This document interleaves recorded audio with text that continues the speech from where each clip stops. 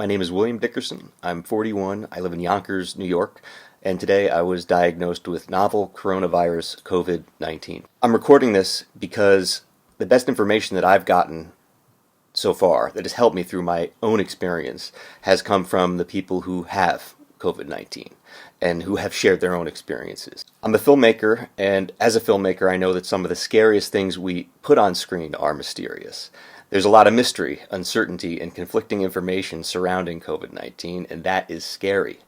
I'm hoping by making this video, I can help it seem less scary. Sunday, March 8th, I began to have a runny nose. It was mild, and I didn't have any other cold symptoms. It wasn't even bad enough to think it was allergies. Wednesday, March 11th, as I went to bed, I noticed a slight tickle deep in the back of my throat. I started coughing. I didn't stop for about 10 minutes. Got up, got a drink of water, went back to bed, and then joked with my wife that it was probably the coronavirus. The cough then went away as quickly as it came on. Throughout the next 6 to 7 days, I didn't have any symptoms, aside from the slight runny nose and a faint tickle in the back of my throat. Tuesday, March 17th, I began to experience diarrhea, and the dry cough came back. The next day, those symptoms continued.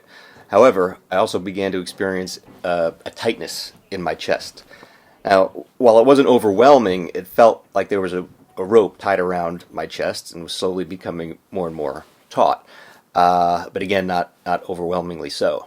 Friday, as these symptoms persisted, I was able to be tested for the virus, since my symptoms were lining up with the symptoms that had been reported in the news. But I have to note, I did not have a fever. There are a lot of hospitals that will refuse to give you a test unless you have a fever, since the common wisdom is, if you don't have a fever, you don't have COVID-19. Well, I am proof that that is incorrect.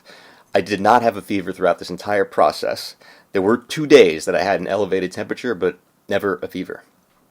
That night, I began to notice what seemed like random muscle twitching in my back, shoulders, thighs, and calves. It was as though the virus was poking around, searching for places to settle or looking for vulnerable spots. The next day, I woke up with some of the worst body aches that I've ever experienced. My joints, knees, elbows, wrists, they felt like someone had taken a hammer to them. I couldn't move them without experiencing acute pain.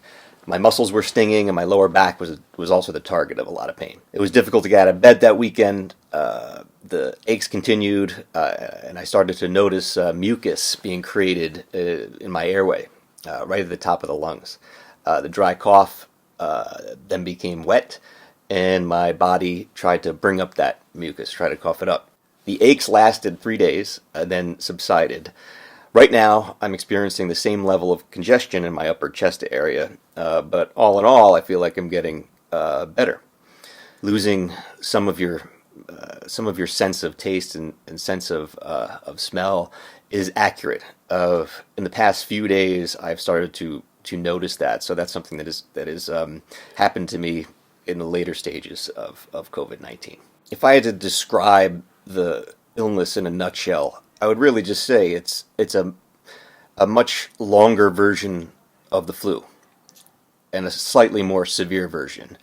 And by severe, I don't necessarily mean the intensity of certain things. It's just that they last longer. Right? The body aches were really bad because they lasted several days, whereas the flu, you get similar body pains, but it lasts a shorter amount of time. It's just the gestation period and length of the illness is probably about 4 or 5 times as long as the regular flu. So you have to be aware of that. This is like a 3 to 4 week endeavor. I'm a few weeks through it right now, or I'm getting there, and I'm still exhibiting symptoms. My best advice is do not assume everyone else has the virus. Assume you have the virus, whether you have symptoms or not. Adopting this perspective is the safest way to proceed. If you have some of these symptoms and can get a test, great. However, many of you will not be able to get a test.